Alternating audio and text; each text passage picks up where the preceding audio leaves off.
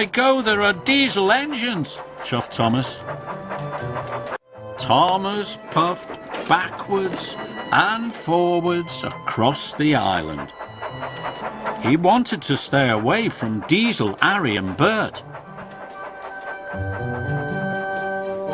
But then there was trouble.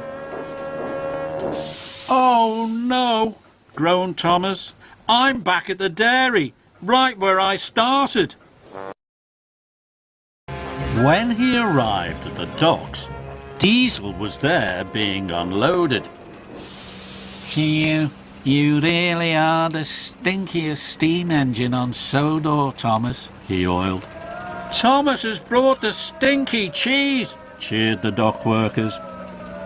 "Well, John Thomas," said the Fat Controller, "Sodor cheese is famous for being really stinky, and this is the most stinky Sodor cheese I have ever smelt. You are a really useful engine." "Thank you, sir," puffed Thomas.